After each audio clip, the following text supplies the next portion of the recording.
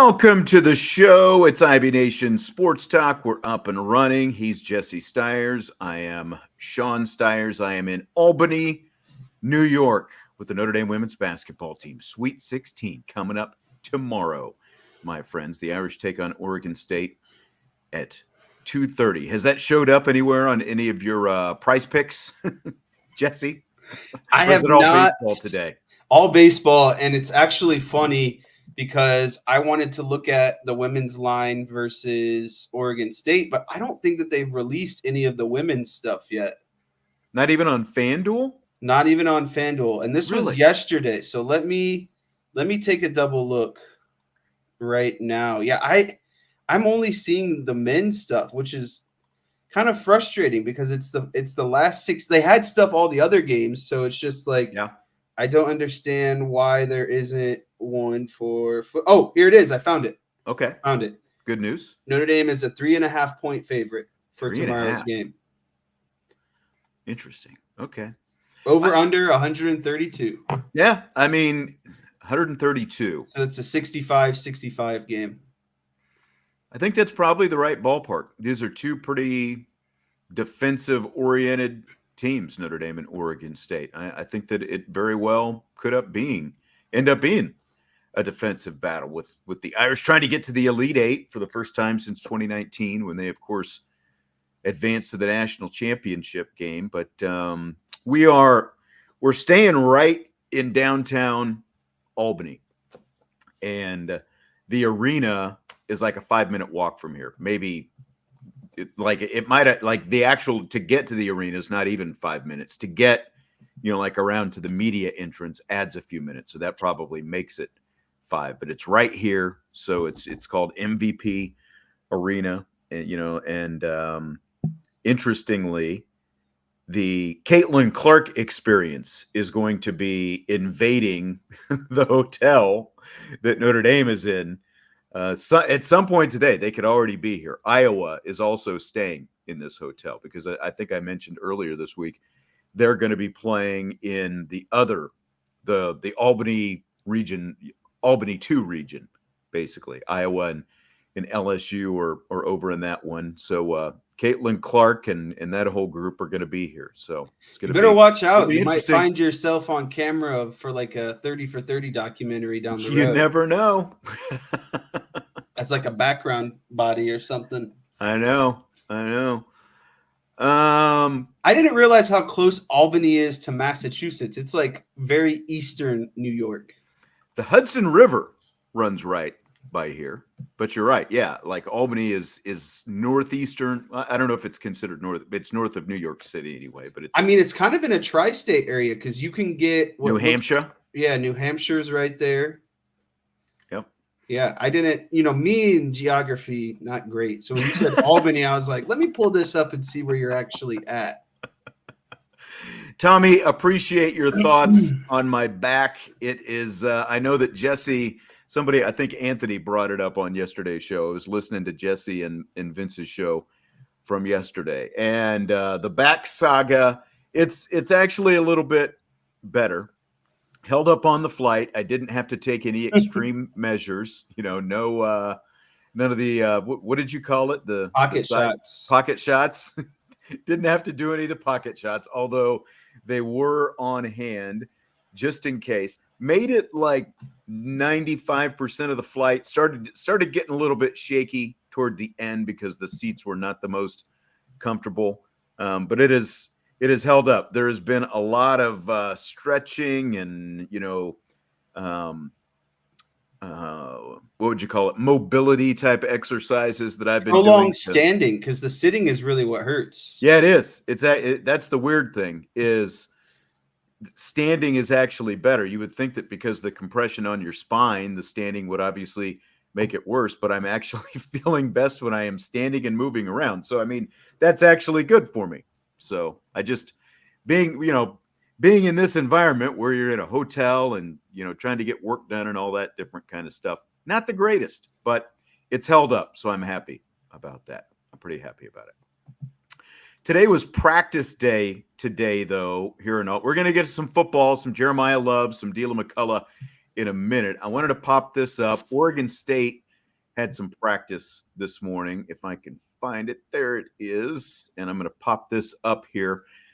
Everyone's talking about Beers, the Oregon State center, and that is her with that mask and those knee braces on right there. That's a big girl. Yes, she averages over 17 points. She averages a double-double, 17.5 points, 10.2 rebounds. They let us in for the first 10 minutes of practice this morning, and that was it. They kicked you out after 10 minutes. And it's one of those, it's not really a practice, it's more a shoot-around anyway, because like Notre Dame did their practice about an hour after Oregon State's, or, right after Oregon State's ended, and then they actually left the arena to go to another school to do an actual, closed-door practice where nobody was around. But they only let us in for about 10 minutes.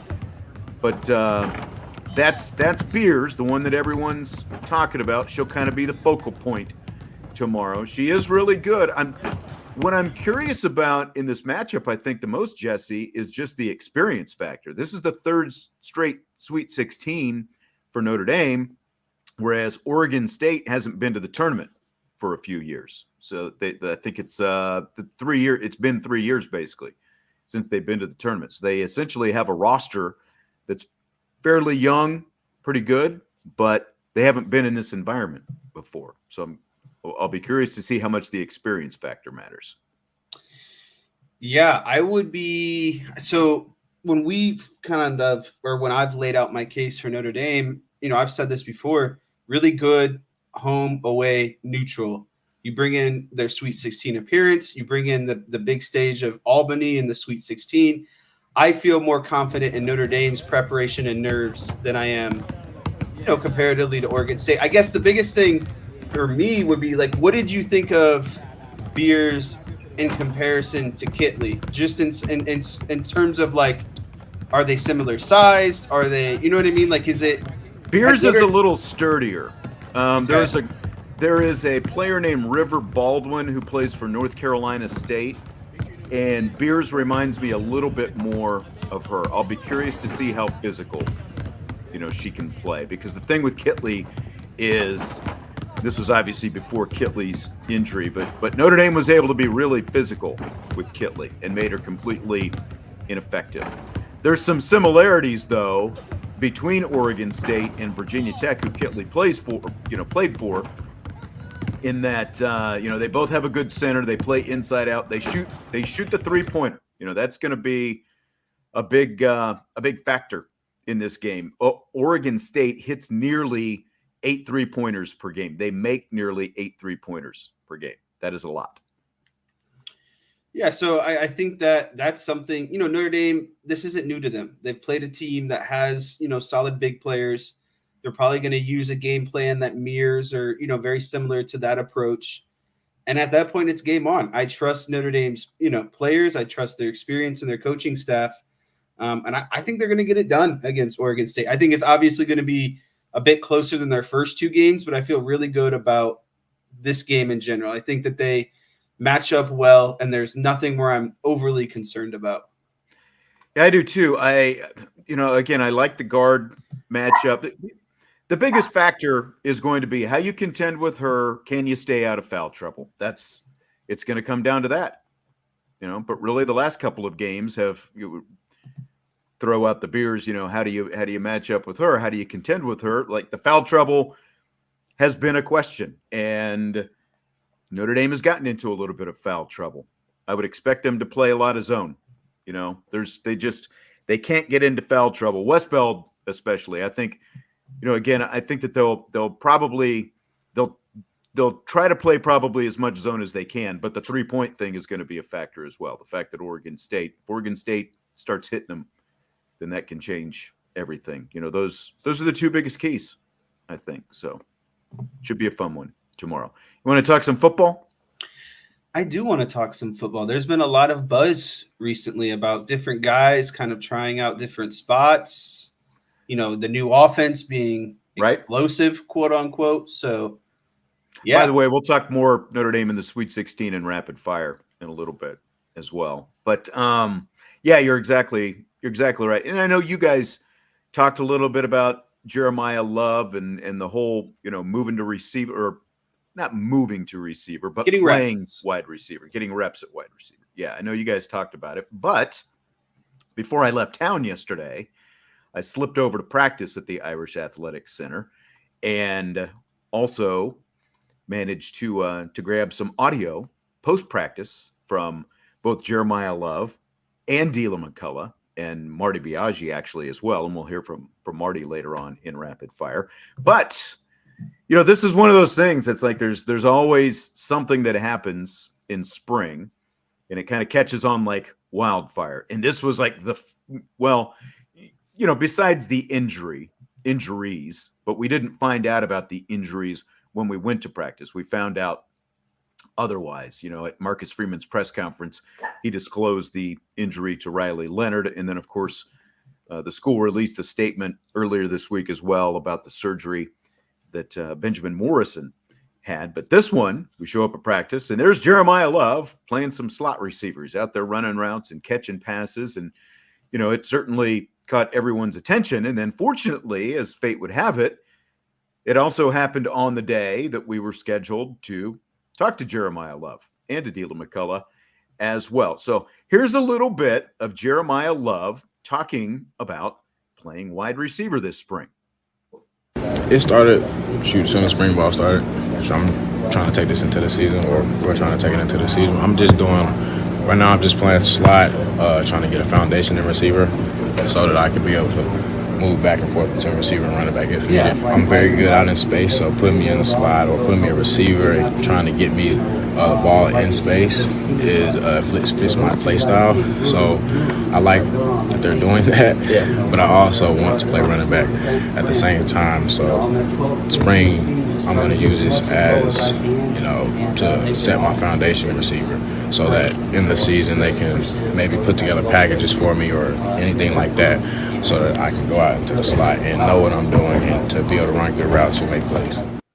Felt a little bit, like some of the selling points, that they were like giving Jeremiyah Love when they did. It's like, hey, look, you're really good in space. We like you in space. You can make plays. How can we get you the ball more? That's right. Everyone's favorite thing: get ball more. Yes, exactly. So, what do you think are the biggest benefits of moving Love out to receiver? I think I kind of got into this a little bit with Vince yesterday. The thing that I would like to see is if you come out in a single running back or two running back set and you can motion Love out to the slot, and so you can get the defense to move pre-snap really easy, right? That's an easy coverage indicator. And which then Mike Denbrock likes to do. He likes the motion.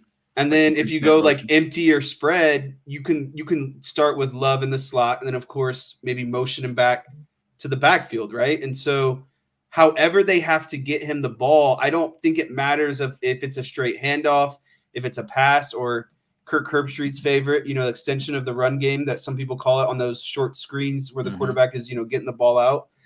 I just like the versatility of Jeremiyah Love. And really what it shows me is he, one, has to be someone that is one of the most explosive players on the offense, right? Because they're not doing this with everyone. And two, they have to be comfortable with where he's at in terms of being a running back, because you're not going to ask a guy to go take reps at wide receiver if he's struggling with, his running back load. And so I think it shows, he is very comfortable in his running back, I guess, tool set or, comfortability with the playbook, etc. They know what he can do.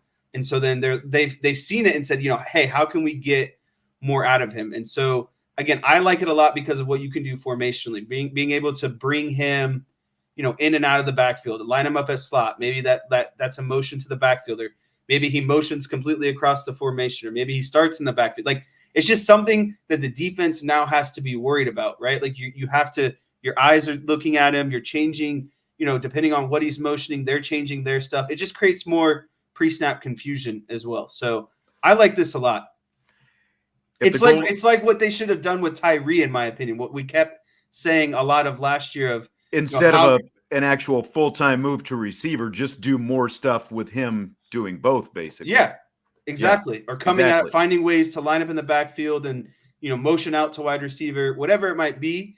This is what I thought Chris Tyree's role was kind of be last year. Yeah, because Tyree, we saw it in that Fiesta Bowl a couple of years ago. He went out and was doing some stuff in the slot, but he was also still playing running back. He has what? He has speed. He has that same kind of, and there were already some comparisons between Tyree and Jeremiyah Love coming out of that Sun Bowl because of the fact that he didn't have a great game in the Sun Bowl when he only averaged 2.6 yards per carry on 15 carries. It was like, whereas Jadarian Price had 13 carries and ended up for over 100 yards and averaged over 8 yards per carry. So it was like you could see a contrast in those kind of guys. And that's the thing with Price.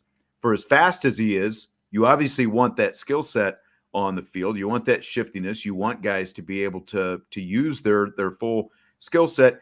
I think I might have said Price. The thing with Love is he's the smallest of the running backs, just in terms of weight. He's the only running back officially listed at under 200 pounds right now. He's listed at 196 pounds. Everyone else, with Price being the smallest of the rest of them at 201 pounds, everyone else is over 200 pounds, So this gives them the opportunity to get, kind of some guys a little bit sturdier in the backfield doing the bulk of the carries. Not that Jeremiyah Love is not going to have some carries, but as you said, it also allows you to get him on the field, and you can create a lot of different mismatches with it as well. Like say Love is on the field and, he as the true running back gets a carry, and then all of a sudden you run Jadarian Price on the field, and they've got to go, well, is it just Price coming on the field? Is Love coming off, or is Love going to go somewhere else? And then Love goes someplace else,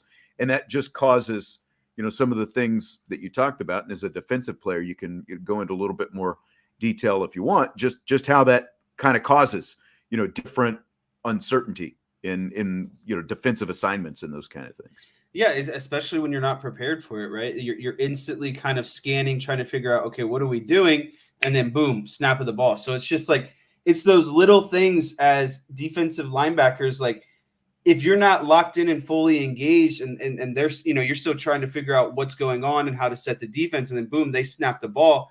You're already a second behind, a step behind, right? And that can be all that someone like Jeremiyah Love needs, honestly. Like he's a guy, when he hits the seam, he's out of there, right? Like one cut and go. I don't think he is definitely on the top of the roster of guys who just the ability to cut and go. You know what I mean? Like, and I think that's why he's getting this opportunity at wide receiver is he's a guy who can catch 1 foot in the ground and he can absolutely take off, right? The shiftiness, the ability to get out of cuts, etc. There's no one, he's got to be at least top 5 on the roster of just that overall speed and athleticism.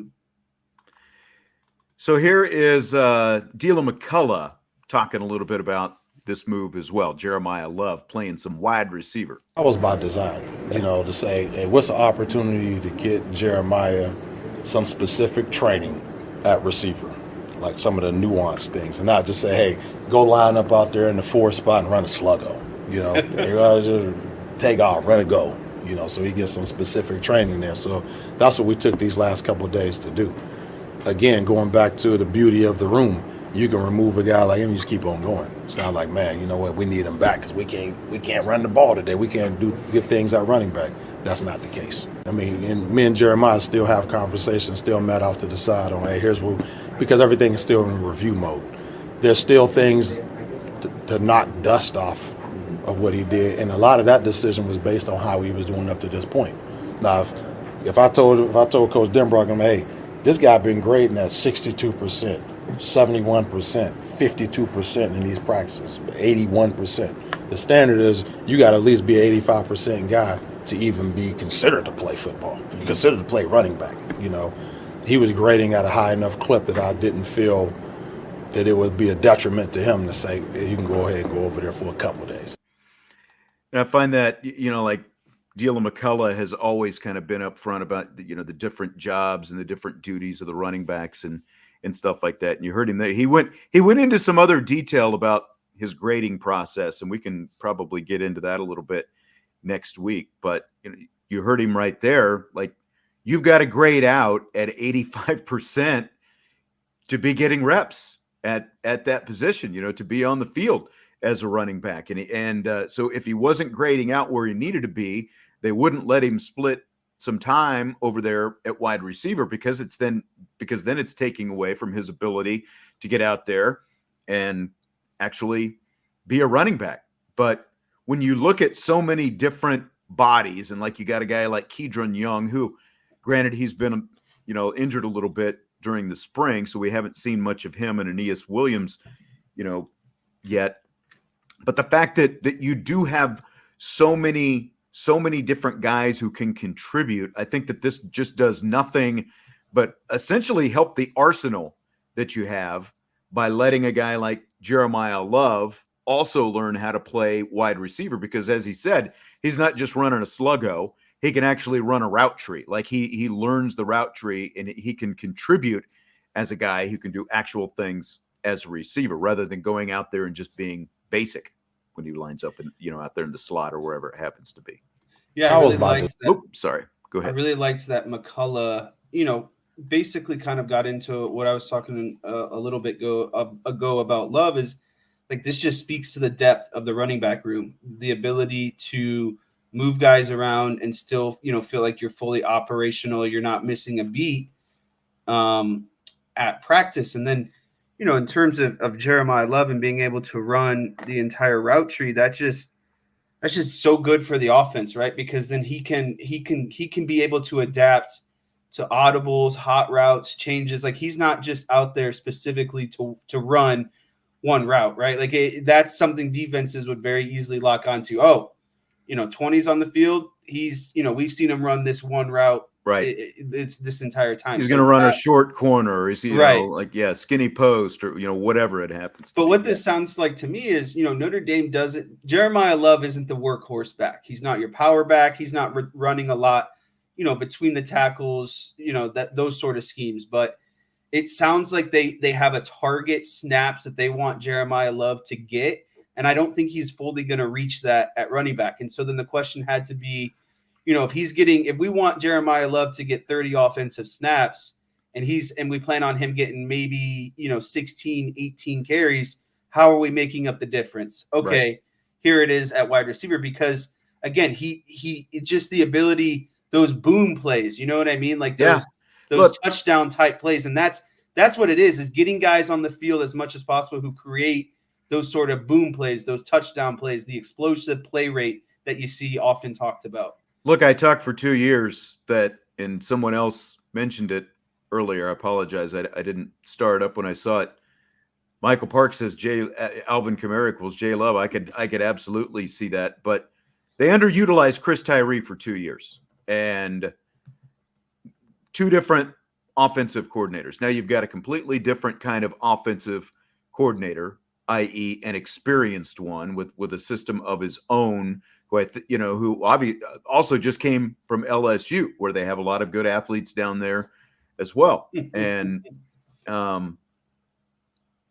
they could have been doing this going all the way back to when Brian Kelly was here, when Chris Tyree was a freshman and sophomore. It didn't just have to be, Kyron Williams out there being the main running back, especially considering the state of the wide receiver room. They could have had Chris Tyree on the field in a lot of different capacities, and this gives Notre Dame. Now, the wide receiver room should be in a much better place this year, but this still just gives Notre Dame a better chance. Options. As you said, it gives you more options, and it gives Jeremiyah Love more options as well to get him out there on the field and be a contributor and be a real difference maker on Saturdays. Yeah, and what I talked about with Vince yesterday was the way I kind of think about it is I don't think it's an issue to have, quote unquote, too many wide receivers or running backs or skill position players, because if you're Mike Denbrock, what are you doing? You're literally finding, okay, I have this pool of players. How can I come up with different combinations of putting them on the field, right? Like, are we going to see a Love phase on Chris Mitchell package? Are we going to see, you know what I mean? That's what I think the fun that you can get into by introducing more things that someone like Jeremiyah Love can do is it allows personnel packages to just be different and honestly more elite, in my opinion, just having guys on the field who could absolutely burn the turf in terms of their speed. Michael Park said day and night. I thought he said 3-dog night there for a second, but that's now I lost my train of thought. How about Jeremiyah Love? He went into some depth about how he's splitting time between the two positions, running back and wide receiver. For the most part, I've been with receivers for like the past 2 days. This is my second day. But I've also been at running back too. I text Coach Deland and, just to ask about if there's anything new going on in the room, like new plays or anything like that. And I watch film at running back too. So I'm not necessarily missing out on anything because I already have a foundation in running back. And it's not that hard. Like if a new play comes in, all I got to do is just contact coach. What's going on with this play? And it's usually only like 1 or 2 new plays that come in, like every once in a while. And then at receiver, I've been with them a lot, just trying to learn all the routes. And I think the plan right now is to just get me a foundation at receiver. So as when we get closer to the season, if they want to, they can throw in a package for me, and I know what I'm doing.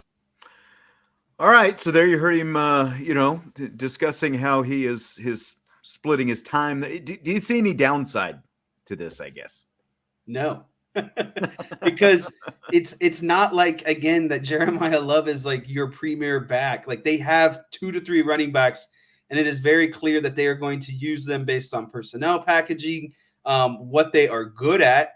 Right? Like if we know that some guys are better pass blockers, some guys are better between the tackle runs, some guys are more, off tackle runners. Like these running backs are going to be splitting the load regardless. So, right. So it's not like you're asking Audric Estime to go take, reps at wide receiver. You're a premier running back. The guy that's going to give you, at least probably 75% of the workload. It's just not the same with Jeremiyah Love. And again, it's about getting him on the field as much as possible, whether that's running back reps, wide receiver reps. They just want they believe it's like pitchers who have a pitch count. Like right when they get between 90 and 100, managers know it's time to get him out. Mm-hmm. Notre Dame, Mike Denbrock, the offensive staff says, "Hey, we see Jeremiyah Love as an X amount of guy that we need to get him on the field X amount of plays." And so, to me, there's no downside. It doesn't really matter if it's the label is running back. The label is wide receiver. I just want him on the field. And so this is what gives him the best opportunity to be on the field as much as possible. Yeah, and I love the fact, and you've talked about this before, it's different when you're doing this in the spring compared to when you're doing it in fall training camp. Like this, if this was the first time they were doing it and it was training camp, like in the getting ready for the season, that's different. This gives them an opportunity to see what he can do. And this is really... There's just way more leniency. It's more relaxed. That's right. If an error happens, it's like, all right, we can work on this. There's no pressure. That's right. In the fall, it's like, well, this doesn't work. We're canning it because it's game week. We don't have time to waste on stuff that's not working, essentially. And this gives him a great base of knowledge, depth of knowledge, again, of not just going out and running, like a play or two, like Tobias Merriweather when he was a freshman would talk about how, like, when they would put him out there on the field, he had, like, especially early on, they had just like a set handful of things that he would go out there and do. He wasn't necessarily learning the whole playbook. He got more of it as the season went along, but it wasn't the whole play. This gives Jeremiyah Love a chance to be fully involved in the offense. And, like you were talking, like, put him next to Jordan Faison out there. Put the two of them out there together. Stack alignment and a slot, and good luck trying to tail both of them as they go different directions. Exactly. Say good luck safeties. Figuring out who you're going after, And then you got big Jaden Thomas doing like a 10-yard in route off of them right over the middle, right? Like it seems like this is some of the stuff that like we wanted to see more of last year. And they're starting it this season kind of in Where spring do ball. you go? I was thinking Top Gun, like two jets diverging out there, and the bogey's got to figure out which way they're going to go. Exactly, but that's how it is. That's exactly right. Like literally, it's like him and Faith. Like that would just have me drooling. The opportunity to line those guys up right next to each other. That's over under how many times we see that over the course of the season. I hope at least once a game. Yeah. I mean, you were talking about the number of touches. You know, I don't know that it's necessarily number of – is it number of touches or just plays? Play count. Looking for? Snap play count. Just being on the field for X amount of plays. Right. But as he was saying, there is obviously still a place for him out of the backfield as well. This just gets him another chance to get on the field. And I mean, the comparison with Chris Tyree is there because they waited until kind of almost until it was too late. I'll be curious to see like what happens with Chris Tyree at Virginia this year. And, you know, like what his kind role of role is. he has. Yeah. Like, is he carrying the ball again? You know, like, is he I've got a feeling he's going to be more than just a wide receiver. He's going to be like what we're talking about, just getting a guy the ball, no matter how you get it to him. Right. Just figure out how to get him the ball. And Josh says, really hope we see more 21 personnel. And I mean, if this sticks with Jeremiyah Love, we would theoretically see a lot of 21 personnel, right? Like, yeah, like you said, maybe, you know, at least 15 snaps a game or something like, you know, depending on where he lines up and all that kind of stuff. So big opportunity for that. Jadarian Price, though, we're going to talk more in detail about here in a minute, is, you know, we saw what he could do actually carrying the ball in the Sun Bowl. And McCullough talked about some of the differences between Price and Love. Jeremiah is more like as a perimeter receiver type guy. I mean, Jeremiah could probably, I ain't gonna say probably, he could play receiver, you know, on a supremely high level. JD is, I won't say he's a more traditional back. I mean, he got more running back nuance to him. He is really good catching the ball. He can run routes. I would say the big difference between them, Jeremiah is really twitchy. Bah, bah, bah, bah, bah. I mean, that type right there. Although although JD has that type of ability too, Jeremiah might have a step on him as far as that's concerned. And again, more of the in the perimeter, in space, running routes, you know, is where Jeremiah is really, really elite. If I've never mentioned it before, I like listening to Deland McCullough talk. He's a good speaker. I know. I like listening to him talking. Very like straight to it. Doesn't dance around any of your questions. Like gives you ton of stuff to talk about. I remember there were a couple guys like after he got introduced, you know, and we were doing like the press conferences. They were like, came away, you know, talking about, oh man, he just likes to hear himself talk and, you know, pat himself on the back. And it's like, are you listening to what he's actually talking about? Because there's a lot of good stuff in there that he's talking about. So, and it's look at where they are 2 years later since he's been in the room. It's not just patter, you know. It's right. There's results, ton of substance to it. Yep, that's right.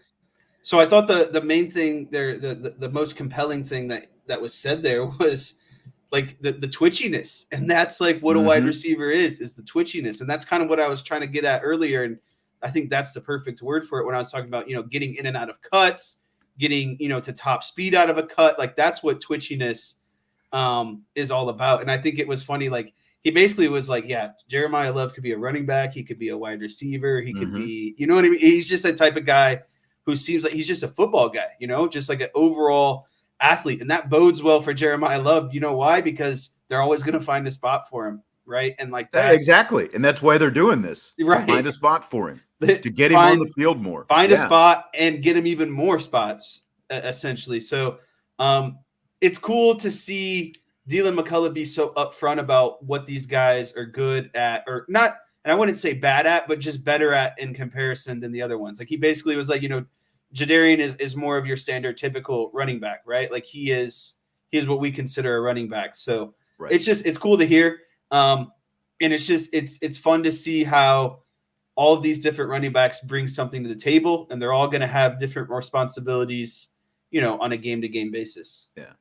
As Tommy says, he's cross-training, not moving positions. That's exactly right. He's still doing both right now. Oops, tried to click that out of there. I like, you know, like when you hear him talk about the twitchiness as well, and like what it got me thinking even more about, you know, was it Michael who's made the Alvin Kamara comparison. Yes. And Ryan was talking about Ricky Waters. Waters was obviously a little bit thicker, and there's still room for, Jeremiyah Love to put on some more muscle and stuff like that. But like that was like Waters was just, I don't know. I realize Waters was before your time, but like he and Ismail were together, and like that whole group back there in the late 80s and early 90s. And I know Waters like came out of Notre Dame thinking like that he was underutilized, but he obviously made a very good pro career out of it, even though it was with the 49ers. I don't see Brent in here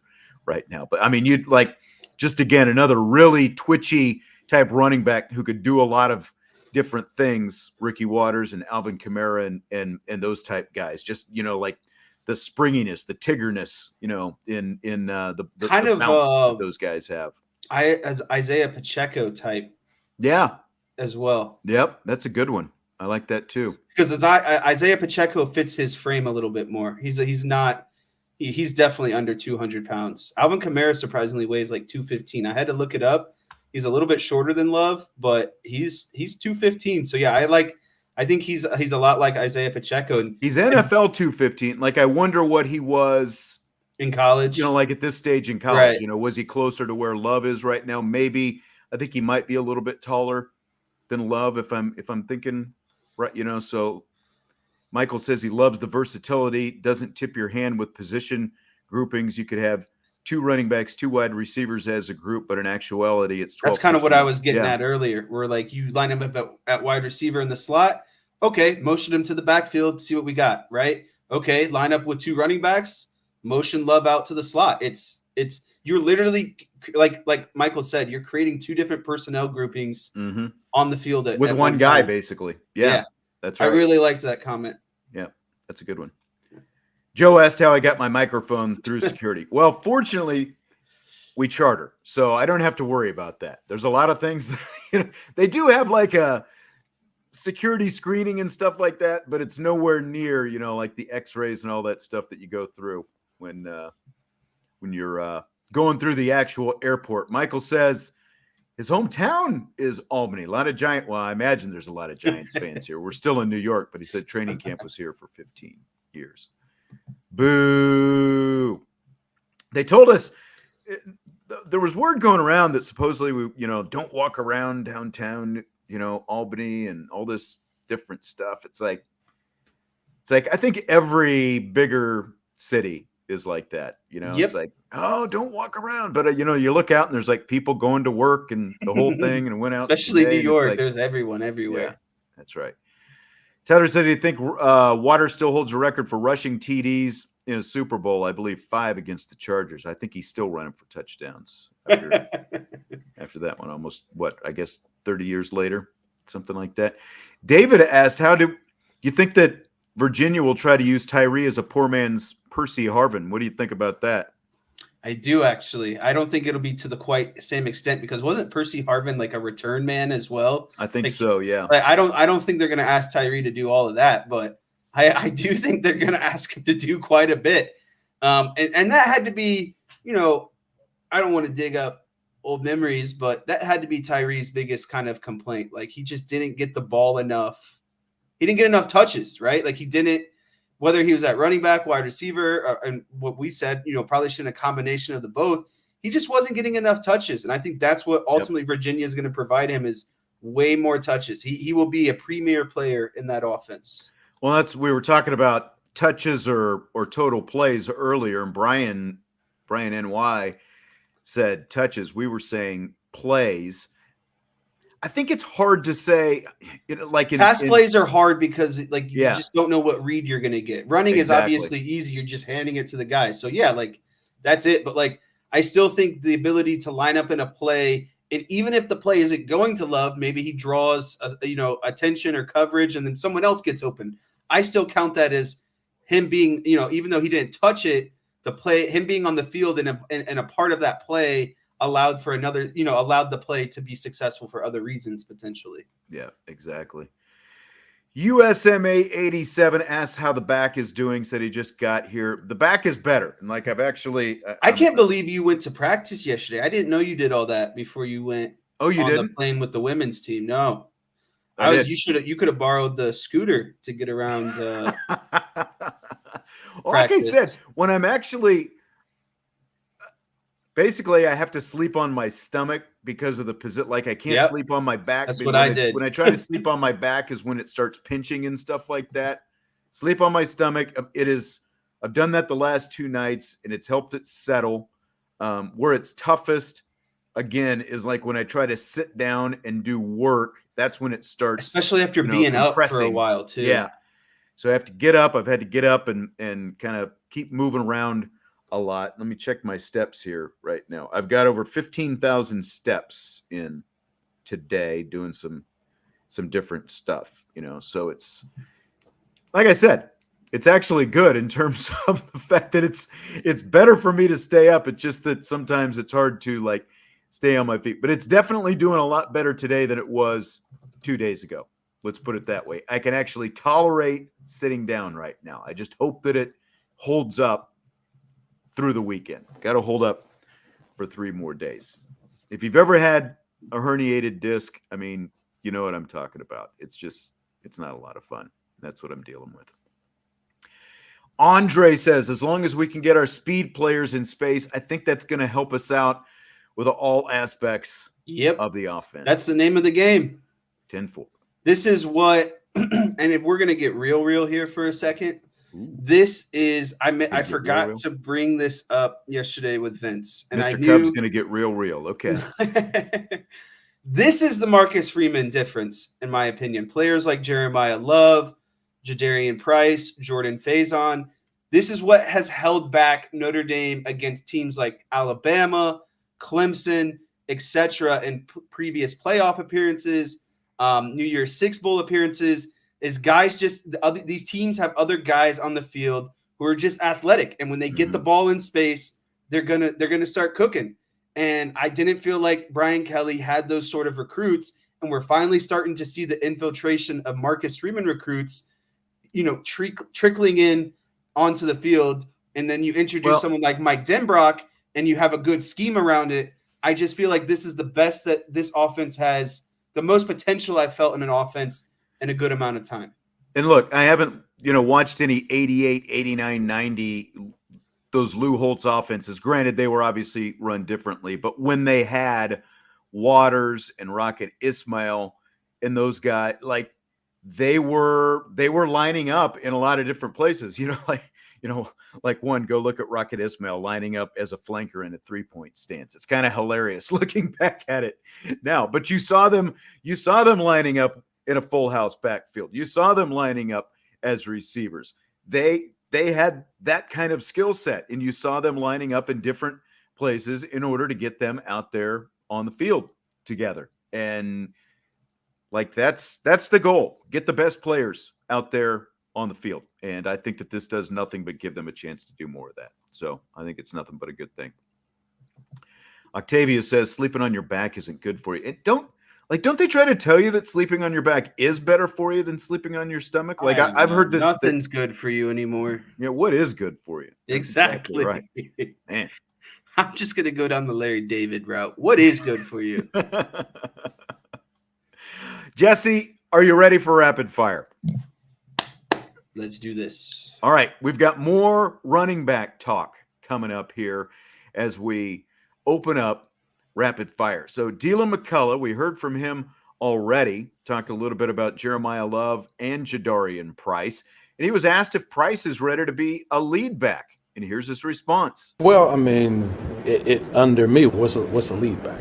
So all the guys continue to play. As far as I'm concerned, what we did with Jadarian last year was 100% on plan. It was, we did not have to stress him. He was coming off of an Achilles. There was no need in our room to say, look, we got to load this guy up. All I wanted him to do, bring him along the right way, put him in position to be successful. So for himself and for us to feel confident in his long-term development, but then not overstressing his Achilles, and we didn't need. All right, so there you go. Is Jadarian Price ready to be a lead back? Was the question. Does Price need to be No Notre Dame's lead back? No.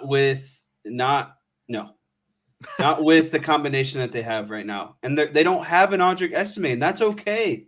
You don't need that, right? Like, if you can accomplish, mission with one Audric or, 3 guys named Jadarian, Jeremiyah Love, and Jabron Payne, then it's all the same, right? Like, and especially in terms of today's game of keeping guys fresh, injury free, why put a lot of stress on guys when you can, again, kind of divvy out the share a little bit. So I think it speaks to their depth, right? Like, they don't have to say this guy is our lead running back because he is head and shoulders better than 2 and 3 on the depth chart. I think it's a good thing that you have a bunch of guys that are, relatively close in talent level, because again, you don't have to rely on one guy. Well, and he started off like with me, what is a lead back? Because they do have so many different jobs for these guys. Now, sometimes it feels like there's some situations where they could pare that back, but at the same time, like, just look at 2 years ago when it was Audric Estime and Logan Diggs. Like, who was the lead back? Because it seemed like more, Logan Diggs was, but Audric Estime was the one who ended up leading the team in rushing by the time it was all said and done. But there were times where you were going, okay, now why isn't Estime in there?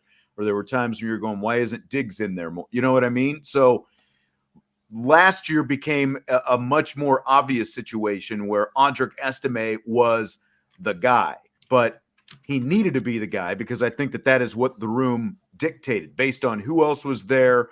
Jadarian Price was coming back from that Achilles injury that Deland McCullough was talking about. And I completely agree. Based on the makeup of this room, I don't think there necessarily needs to be, a lead guy this season, because I think that there are, with the skill sets that they have and the fact, I just think that we're going to see potentially a lot of all of them again. And the fact that Jeremiyah Love is being used as a receiver is just going to sort of complement that. It's going to get more guys on the field, not just him, on the field in a different position. It's going to get more guys on the field, I think, overall. Yeah, I agree. And it's not only is it going to get more guys on the field, but it's going to give them a better opportunity for those explosive rate plays, those boom plays that we were talking about. Exactly. So we got to talk to special teams coordinator / safeties coach Marty Biagi yesterday as well. And he shared some of his thoughts on Marshall transfer Jaden Harrison, not only returning kickoffs, but contributing to special teams across the board as well. The same thing kind of, that we explained to him with Devin Ford, who now has moved to safety, but he had kind of been an off returner or the returner at Penn State at the previous school. And then all of a sudden we realized what he can do. And we wanted to, get him involved in more and more scheme that we could in different positions. So I think Jaden has been awesome. He'd come in and he had even said, I've never even done the front line or backline kickoff return drills. I've always been the returner. And so, it's a privilege to get to be the punt returner or kick returner at Notre Dame. So you're going to go through, my philosophy is you're going to make sure those guys see that you're going to learn all the techniques and all the work they're putting in. And so he comes up to my office a lot. He's very, there's no ego there. And so I think it's just going to help him, be able to contribute more than just a returner, label. So you've got a wide receiver body in Jaden Harrison versus Devin Ford, a running back body, that Marty Biagi was talking about there, who did it last year. So do you buy or sell the idea of your primary kickoff return man being on multiple special teams units as well? I buy it because he's not going to be utilized as a premier player in the offense or defense anywhere. So again, how can we get a guy that is uber talented, and it sounds like too uber hungry? Like, the guy just wants to be on the field as much as possible. Hey, coach, I know I'm returning kicks, but how else can I be utilized? I feel like I'm a great player elsewhere. I'd love to be, on this special team, etc. So to me, that's something you have to love. And to me, it feels like, we feel like this guy is very good at this specific thing. How can we get him more opportunities to be on the field in terms of, special teams? Because it's not like he's being pulled for offensive or defensive duties. His main responsibility is special teams. So how do we fill him up as much as possible? More special teams. Yeah, exactly. And I like the idea that they're, for the second year in a row, that they're going out and they've got a guy who can contribute across the board at special teams. Okay, like you said, you might not necessarily be at the top of the two deep in terms of playing wide receiver, but you can fill a million roles and you can be good at all of them. Not a jack of all trades, master of none, but you can be good across the board, just like Devin Ford, was really good across the board in all the special teams units he played on last year. And you had a guy like Bo Bauer who used to do a lot of that, obviously. Like those kind of guys can be very valuable for you. It's a very good use of a scholarship. In the way, since they brought in Marty Biagi. That's a really good point, like fully utilizing a scholarship player as well. Yeah, exactly. Since they brought him in, they've gone out and they've tried to bring in guys who can, not just be a starter on offense or defense, but can be big-time special teams players across the board, on all different units over the last couple of years. So I really like the philosophy and the fact that they're going that route. So I like it a lot. So Rhino Monteforte and Andrew Cross are battling this spring to be Notre Dame's long snapper. I don't know if you knew about the long snapper battle that was going on during spring camp. Scale of 1 to 10. How into a spring long snapper battle are you? I'll put this at a 2 out of 10. It is the least of my concerns. I fully guarantee they will find someone who can put that ball right on the money, baby. And again, it is, in the grand scheme of things, it's like the least thought about thing. It's just, at this point, it's automatic. It's not a problem until it's a problem, right? So like, I'm cool. This is what I like about John Kristofic. This guy is always mowing against the grain, man. He's like 19. Like John would be, if they could put long snapper Cam out there, apparently John would be all over the long snapper competition. Monteforte, by the way, stands a robust 5'7". If you Google Rhino Monteforte and look him up, a 5'7" potential long set. But these guys both got out there a little bit last year in some reserve duty. They were both out there. Cross, I think, is over 6 foot tall. He's a little bit different. He's almost like more of a wide receiver build out there doing, some long snapping. Didn't you? One of your college teammates was not a very big guy that was your college long snapper, right? Yeah, he was. When I first got there, it's funny. One of the guys that became the longs, like as a freshman, the whole goal was, how do we make the travel team? Like how it's everyone dresses for home games. How can you make the travel team? And so there was a linebacker with me, and he was kind of an undersized linebacker. He was like a will linebacker kind of in our defense, but he taught himself how to long snap because he wanted to make the travel roster, and we were having issues with our long snapper. And he was like, I did it in high school a little bit, and he started practicing, and he made the travel team, and he got more opportunities because he was a long snapper, right? And yeah, they were basically like, if you have to be on the bus for long snapping, we're gonna put you on the depth chart at linebacker. We're gonna put you on the depth chart at special teams. And so he got more opportunities because he figured out how to long snap. Hey, I long snapped in high school. I should have, like back then it was like, they were trying to, like spin the ball, it's spin the ball. I wish we would have had like guys who could actually help us, because like coaches knew nothing. Like high school coaches, especially 35, 36, however many years ago, they knew nothing about how to help out a special teams guy. We had like a exchange student from Norway who was the kicker, and like everyone was in awe because he could actually kick soccer style. Whereas, the other guy we had was like this traditional, straight on Rick Dempsey type kicker. He had everything but the flat foot, and that kind of thing. So nobody knew anything about special teams back then. Andre is in love with your Cubs gear, Jess. It's a reminder that this show needs to end no later than 7:30 because I will Oh. be watching first pitch. Andre also wants to know if you're worried about the April transfer portal. If we are, I mean,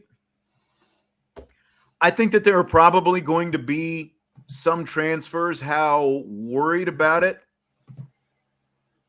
I'm not overly worried right now. I mean, somebody's going to transfer. The question is going to be who. I mean, I don't think we can spend too much time worrying about that, because the other side of it is Notre Dame can always go out and into the transfer portal and bring some other guys in after, April, and bring them in this summer as well. So I'm not overly concerned about it. If I went scale of 1 to 10, probably just go 2. How about you? Yeah, I'll go with I'll be different, a 3. Okay. DK throwing a little jab at you. He said, talking running backs, did you ever look one in the eye or just watch them run by? Okay, DK, first thing. I'll answer this question arrogantly, and then I'll answer this question truthfully. I had over 300 career tackles, baby. No one was getting past me, okay? And second of all, the only guys that sucked to tackle, there were running backs who were like ran with their head up, right? But then there was a couple of specific guys. They were just muscle balls, and they'd put their head down and just try to spear you in the chest. Those were the guys that I did not enjoy. You basically had a concussion at the end of every game. That guy from Riley. It was the guy you were from a Riley. sophomore. He was his name Hart? Mike Hart. Mike Hart. Yep. He was a muscle ball. I remember him. I found something for DK though. I'm gonna put it here in the chat. You can when you get bored sometime, just take a look at that video. Oh boy. Jesse's throwing his high school idol link in the chat, baby. Where is this show gone? We need to reel this back in. I don't know what just happened here. Jesse tried to relive like some youth sports glory the last time he was in town, and his girlfriend totally told him he was, basically without saying it, said he was an idiot. So the times have passed. Yes. Okay, fill in the blank. It's blank that Hannah Hidalgo has 157 steals this season, while Friday's Notre Dame opponent, Oregon State, has 153 steals as a team. It's insane. And it's insane that it still hasn't gotten her ACC Player of the Year. It hasn't gotten her on National Player of the Year finalist list, etc. She is the best defensive guard in the entire country, and it seems to be going under the radar for some reason. And I think the only reason is that she's a freshman. And I really don't understand the lack of, giving her credit in terms of being one of the best all-around players, if not one of the best defensive guards in the entire women's game. I mean, she continues to lead the nation in steals, but like the fact that she has 157 as a team, Oregon State has 153 is just nuts to me. And there's they're a pretty good defensive team. Obviously, their defensive style is other than what hers has. I think that's a good, it's like, as I look at this matchup this weekend, it's good for Notre Dame because Oregon State ranks 329th in the nation in turnover margin. So I think that is, that bodes really well for Notre Dame and Hannah Hidalgo. But like to your point about the national accolades, I mean, she is a first-team AP All-American, which is significant.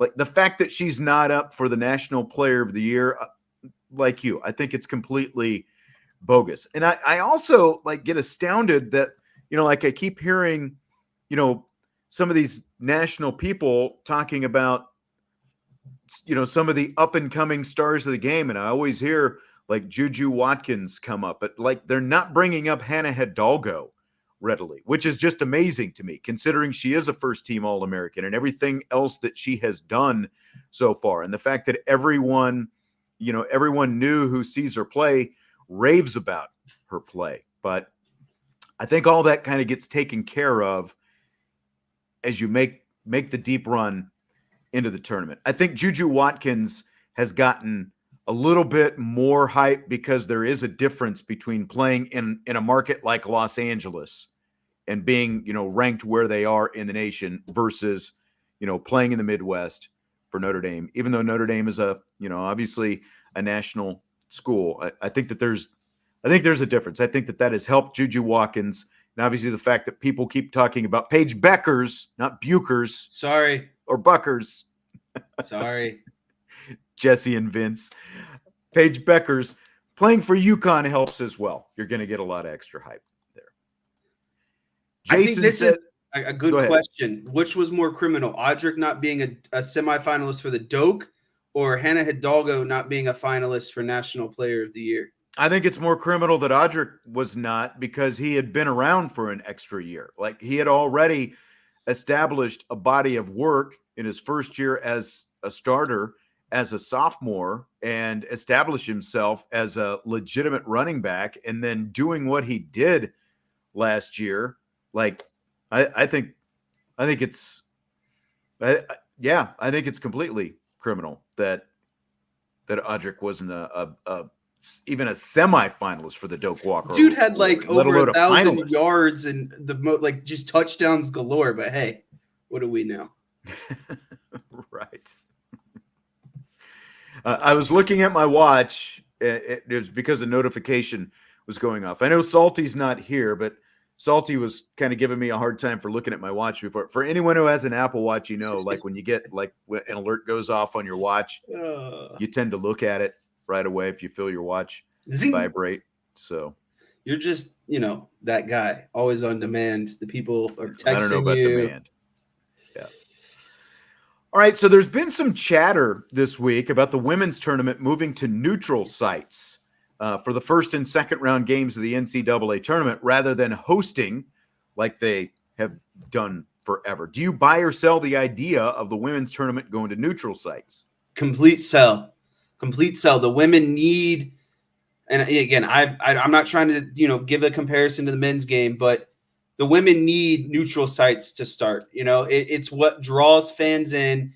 They need the team, the 1 through 4 seats, the ability to host, because that's what's going to get, butts and seats in those first round games on a random day, Thursday or whatever at 2:00. It's just, let's let this Caitlin Clark effect wear off before we start making rash decisions, because the women's game is at an apex right now, and you don't need to start making rash decisions about a generational player that is going to be exiting, college basketball here soon. And I know there's Juju Watkins and there's the Hannah Hidalgos and etc. But again, I don't want to make a rash decision on a sport that I really think has, not been struggling in the past, but you don't see nearly as many sellout games in the first round of women's games than you do men's games. And that's just the point of it. Let's look at Monday afternoon as an example, because Notre Dame hosted Ole Miss Monday afternoon in a 2:30, or was it? I guess it was a 2:00 game. Saturday was the 2:15, 2:20 game.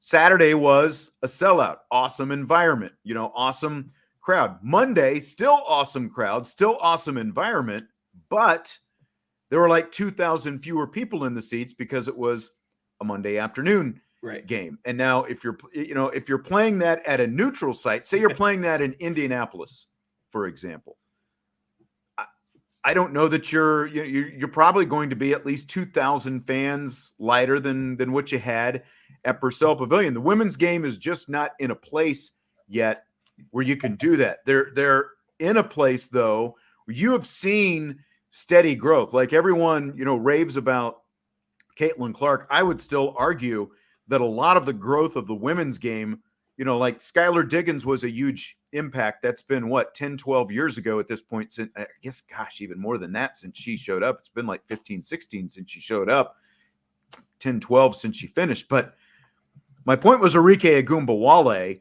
hitting those shots. Remember, Arike Agumbawale went from hitting back-to-back shots, game winners, in the those buzzer beaters in the Final Four. She was on Dancing with the Stars. What women's college basketball player has been on a national show like that.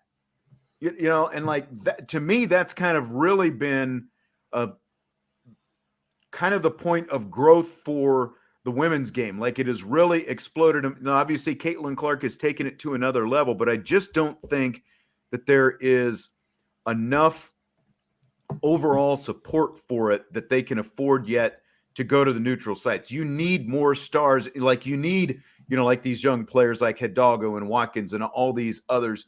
And that what's good for the women's game is the fact that you have these players for 4 years, unlike the men's game where, you know, you've still got one and done and all that kind of stuff. But I don't think the women's game is in a place yet where they can afford to do that. This is the more compelling argument to me. Let the men move away from neutral games and allow them to host the first 2 rounds. I think there should be, listen, in the men's game where there is a much more parity and much more upsets between seeds, you know, 4 through 12, I would say.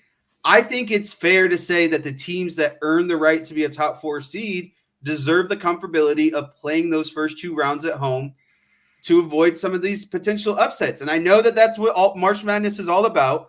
But to me, and this gets into one of my, I told you, I think last week or 2 weeks ago when March Madness started, I have my issues with the 64 format, the 64 team format, because it's essentially throwing the entire regular season away and allowing them to just go at it. And especially with the NIL and the transfer portal, the talent difference between these seeds is so much smaller now that I believe it is beneficial so that some of these teams earn the right to home court advantage.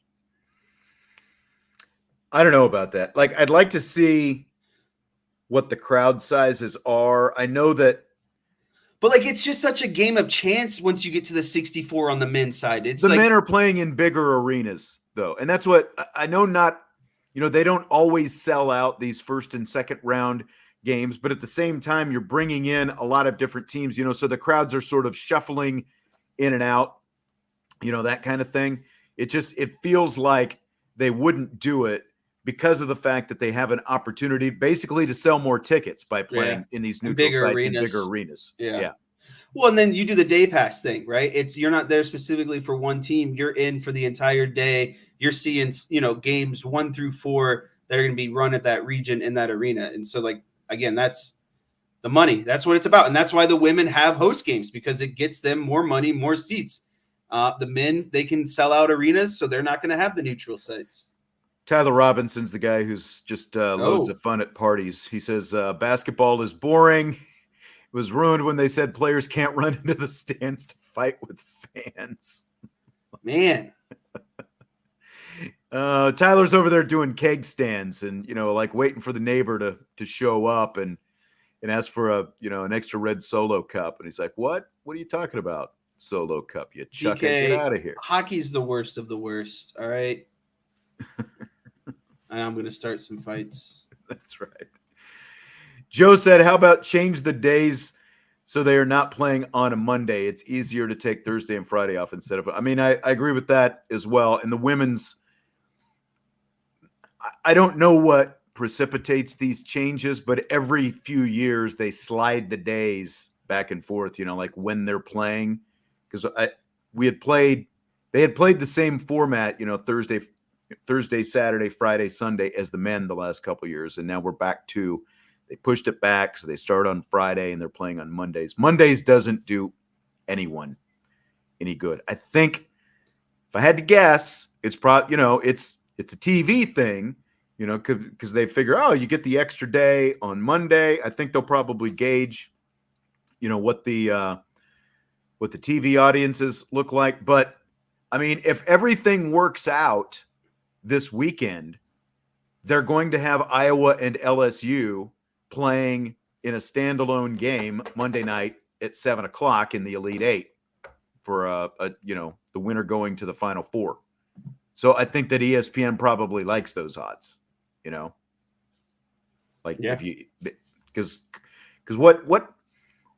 what dictates all decisions in whatever order you want to put it, money and TV, and they're essentially tied together. That's where all the decisions are made. They're doing the dance together. Yep. So at least one men's Sweet 16 game is going to tip off after 10 o'clock tonight and tomorrow night as well. Longtime sports radio host and First Take contributor Chris Mad Dog Russo is ticked off about March Madness games starting after 10 o'clock. Are you with him or against him? Oh, I'm 100% with him. And here's where I will kind of give leniency, right? I don't mind if it's a West Coast and you got a full slate, one game after the next, boom, boom, boom, boom. But when you're doing this crap where you're only putting one game in the noon slot, one game in the 3 o'clock slot, one game in the 6 o'clock slot, and then all of a sudden it's like 5 games after 8 p.m.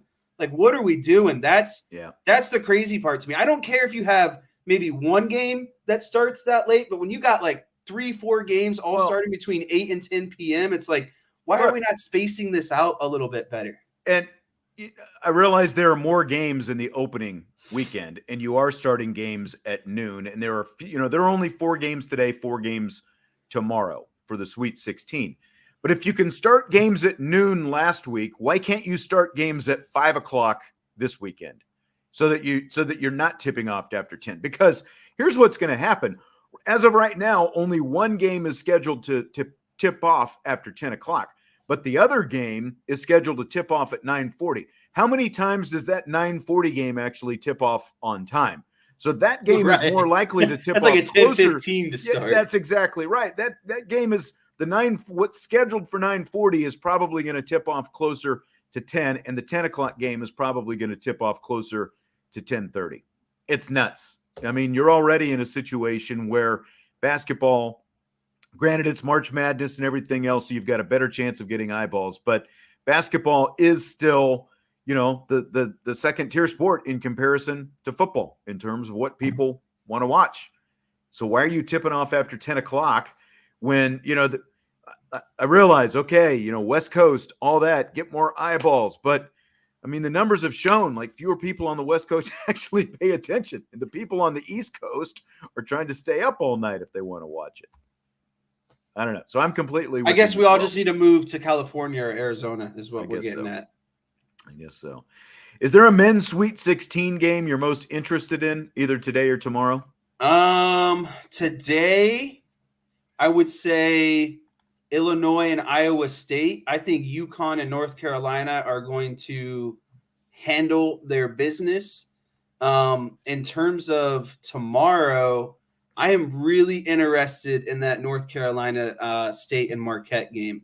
I want to see. I think NC State has obviously, gone way further than expected. A lot of people thought, hey, ACC championship, great. Are you still pushing your chips in on the Wolfpack right now? This is where I'm kind of this is where my foot's in the ground a little bit. But I think tomorrow's games are actually really great compared to today's. I think North Carolina State Marquette's a good game. I think Gonzaga and Purdue is a great game. I think Duke and Houston is going to be a great game. And then I'm curious to see, can Creighton do it, right? Can they go on to the Elite Eight again? So I like tomorrow's slate way better, but I'm most interested in that North Carolina State game. UConn San Diego State tonight, rematch of last year's national championship game. That's that classic rivalry between but the San Aztecs Diego and the State's going to Huskies. get stomped worse than they did last year. You think so? I don't think San Diego State is nearly as good as they were last season. I think everyone good was defensively, but they're not going to be able to keep up offensively with UConn. Yeah, I mean, everyone's been all in on UConn this year, and I wasn't really buying it going into the tournament, but after when you watch them play, I know, man. But I also watched them go to Allen Fieldhouse and get their butts kicked by Kansas back in December. I realize, a lot of things can change over the span of 3 months, but that was still kind of the impression that I had of UConn, I guess. But I've told you this before. I put a $25 bet on who I thought would be the each region winner. So the Final Four teams, all of my Final Four teams are still in it. So that's what I'm rooting for, is my Final Four teams to make it through this weekend. Mm-hmm. Mm-hmm.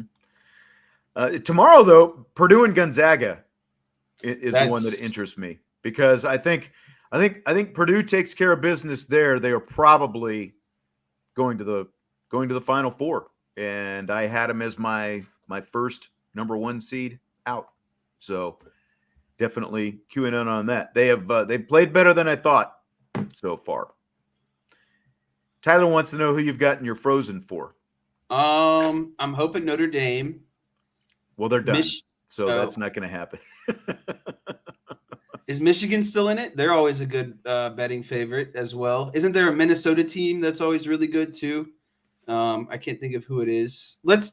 You know what? I'm going to look it up right now. Frozen 4. I want to see who is all still left. 19 minutes ago. Denver's always a good bet. Yeah. Give me Minnesota. That was my original pick, Minnesota. Okay. I'm going to end it there. All right. Good enough. That fulfills our hockey obligation for the year. Thank you for coming. Done with that. Fill in the blank. Baseball's opening day taking place on the same day as the start of the Sweet 16 is blank. It is pure awesomeness. First thing I did this morning is woke up and I texted one of my good buddies and I said, hey, happy opening day and happy Sweet 16. We're going to have a good day today. And I have work off tomorrow, 3-day weekend, holiday weekend. This is my last obligation before all of the fun starts. And then the Sweet 16 just tipped off. The Cubs are about to throw first pitch. It is greatness. But it makes no sense to me. It makes no sense to me. Why didn't baseball just start yesterday? No. Instead of today. Give me all of it in the same day. And they're playing all these late afternoon games. They Sports didn't even euphoria. play that. That's why they're doing it. 1 o'clock games. That's why they're doing it. They're putting all these games before the Sweet 16. They think more people are going to watch as a result. I'm sorry. I think it's another baseball marketing blunder to me. I think they should have started yesterday. Played all day. I see your point, but I'm not gonna let you rain on my parade. John makes a better point because it's still March, and John said baseball should start in April. I don't disagree with that either. I mean, it's still been like in the 30s here this week. It's chilly here in Albany as well. Not quite 30s. I think it was like 40s all day long. I think we're supposed to get a little bit more sunshine. Weather.com. Where's DK when you need him? I'm sure he knows the weather over in our neck of the woods. It is a solid, let's see here. Cleveland, Ohio. 44 degrees. It actually felt better today, though. Sunshine was out, so like it was like a not as. Did baseball used to start on Monday? Like I always thought it did for some reason. I don't know. Maybe it's just the weirdness of the calendar because like Easter is a little bit earlier this year for that matter. So have a good Friday. Have a good Easter. We might be here on Saturday. We're still kicking this whole thing around. Vince is semi-committed to being here on Saturday if the Notre Dame women win tomorrow. What say you, Jesse? Will you commit to a Saturday show? Are you gonna be honest? Are you gonna commit to a weekend of heathenness? The chances are slim. I will be visiting other people's families for Easter. Oh, that's right. You have girlfriend family visitations to do because of Easter. That is correct. All right. Vince doesn't have to worry about traveling. I am already traveling. So quick show of hands. There's over 100 people watching live right now. Quick show of hands. Who would show up maybe around noon or 11 a.m. Saturday if we did a live show? That's what I want to know. Not seeing a lot of votes right now. So I say you either say, oh, there's one. DK said thumbs up. I will. You got another one? Yes. John said yes. All right. We've got I'm sure if you posted it and you told Brian to post it, I think you get enough traffic. Joe, especially if the women win and you can give a little preview into what we would expect to be, a South Carolina rematch to go to the Final Four. That's true. Get some live insight from the man himself. All right. David giving the thumbs up. DJ said he doubts it. Tyler is in there. So, all right, we're kicking it around. I think maybe I need to put a poll up on the Champions Lounge, do like a full-fledged there you go. vote, see how it goes. Because we haven't like I said, we've toyed with the idea. We don't have an exact time or anything. Tyler Robinson is thumbs upping right now. Jason is in. So, all right. Well, we're considering it. We'll let you know on the Champions Lounge if it's going to happen, and we'll tweet something out probably as well. Jesse, enjoy the Cubs tonight. Hopefully they come through for you. Hopefully it works out. And thank you. If we don't talk to you Saturday, we will talk to you Monday after a weekend of basketball and baseball and everything else. Enjoy it. Hit the like button. And, of course, listen on your podcast platforms. We do always appreciate it. Have a great weekend. Talk to you later. IB Nation Sports Talk.